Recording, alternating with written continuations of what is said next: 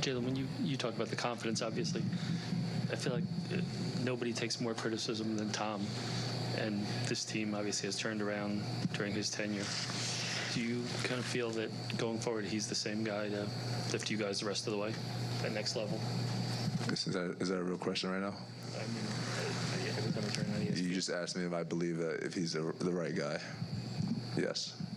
Knicks captain Jalen Brunson putting his support behind Tom Thibodeau after the Knicks were eliminated in Game 6 against the Indiana Pacers last week in the Eastern Conference Finals. But as we know very well now, just a couple of days later, Thibodeau would be fired as head coach of the New York Knicks. And now the search for a new coach continues. And joining us now is a perfect blend of being a longtime, great, loyal Knicks fan and also a member of the media. Ben Lyons, host of NBA Bet for NBA TV. He is also the founder of 6252, a creative agency for sports and entertainment. Hello, Ben. How are you? Great to be here, Tina, and shout out to Captain Clutch for a season I will never, ever forget. I know. There you go. I mean, the three-point celebration, that's what I feel like is lost in a lot of all of this. What a great season Brunson did have, the way he came back from injuries. And I booked you, by the way, Ben, knowing the NBA Finals were coming. That's where you're doing your shows. You're covering the NBA Finals. Probably not as exciting as you would have hoped when we were talking last week when the Knicks were still playing. But then we get the news that Tom Thibodeau is fired. What was your reaction? Oh, Tina, this has been such an incredible stretch run here in New York City, first Eastern Conference Finals in 25 years. But you take a look, step back from where this team ranks historically for the Knicks. Thibodeau was 24-23 in the playoffs in his time here in New York. I love the fact that they made the playoffs 4 times in 5 years. But for whatever reason, the front office ownership felt like this team kind of went as far as they could with this coach and with this culture. So a change of the vibes next year, even though the vibes were very high this previous season. And I have no idea who's going to be the head coach right now. But like all Knicks fans, I've got my thoughts and my ideas, and I'm anxiously awaiting the announcement. All right, we'll get into the coaches in a little bit, but I still want to we're still talking about this and the Tibbs news. Do you think Karl Anthony Towns had anything to do with this? Look, Karl Anthony Towns has appeared in 2 Eastern Conference Finals the last 2 years now. He was an All-NBA. It's a long way, Tina, from your walk-off interviews on those 17-win teams. And now here we are, upset and disappointed with an Eastern Conference Finals appearance. It's really unbelievable how far they've come. Yeah, then that's exactly a decade, because my last season, the Knicks only won 17 games, and you were one of those great loyal fans that would be in the Garden still cheering when the team had 16 wins going into that final game of the season. And I'm out there interviewing, J.R. Smith when they win. They used to give out free food on fan appreciation night, and I would go with my buddy Josh, and we would get 18 John George chicken sandwiches because they were giving out free food because the Knicks would miss the playoffs. We have come a long way from that when you see people on the streets on 7th Avenue hanging on lampposts. Nobody's giving out free chicken sandwiches anymore. Okay, so speaking of those crazy seasons, there was a good one in there, 54 wins. There was a guy on that team, not Carmelo Anthony, but Jason Kidd. What do you think about the news that the Knicks could be possibly looking at him? That Kidd kind of put his name into the basket there. Could you imagine Kidd being hired as the next coach? If you start to connect the dots and you're a conspiracy theorist and you think, well, okay, they go get Jason Kidd. He's got a great relationship with Giannis. Maybe the Greek Freak comes to New York.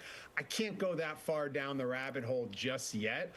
Jason Kidd took a Dallas Mavericks team to the NBA championship last season. He's turned into a remarkable coach now, having championship pedigree as an assistant with the Lakers. I think he'd be a great addition to where this Knicks team is at. But I do think you make a good point by bringing up Giannis, the Greek Freak. So let's get into him for a minute. So one day, like 2 days ago, we're hearing that the Knicks have this, I've seen tsunami offer, this huge offer to get Antetokounmpo in a deal from the Bucks. And then the next day you hear that maybe this is kind of cooling off or fizzling out because Antetokounmpo might want to remain with the franchise that drafted him. What are you either hearing, feeling, know about? What's your vibe on all this, Ben? Tina, remember when Giannis came to Milwaukee and he was amazed with the city because they had smoothies? What's I know. happening if he comes to New York? He's going to lose his mind.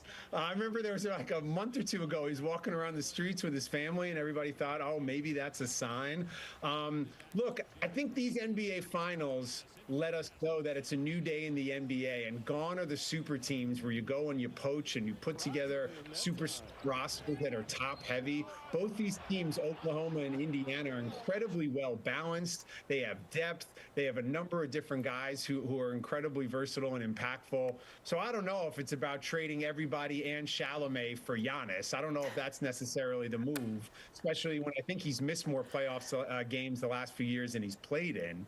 But one of the all-time greats, and it would be an incredible story for him to come to New York and be the guy to take them to the championship. If you think about his life journey and where he came from, for him to then come to New York and be the guy, I mean, talk about a hero's journey and a story for Hollywood. So, yeah, I mean, I'm definitely intrigued. Tina, I'm definitely intrigued in Giannis coming to New York. And his younger, well, actually older brother, Thanasis, who did win the championship with him in Milwaukee. He was on the team, back end of the bench. Thanasis played for the Knicks. He came up through the G League.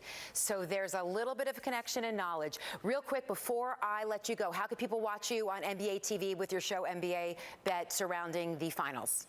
Yeah, we're the official gaming show of the NBA. NBA Bet on NBA TV, 5:30 before each and every one of these NBA Finals games. Tina, I love the history of the finals. I love the nostalgia and just where the players rank all time. The performance we've seen from Tyrese Halliburton so far has been nothing short of remarkable. So, yeah, I'm a huge fan of the history of the finals and hope the Knicks can get back there in my lifetime. And Ben, you are a great Knicks fan. You're also a great sports broadcaster from many different mediums. Of course, we're talking about your show on NBA TV. Thank you so much for joining us here on Sports Extra again. And let's talk when the Knicks hire that new head coach. We'll look to the future. I miss your walk-off interviews with Alexi Shved and Samuel Dalembert and Travis Ware. We've come so far. Shved, you were like Shved's #1 fan. I love that you know that about me. You're the best. Thanks for having me. You really were, Ben. Thank you so much. I'll talk to you soon.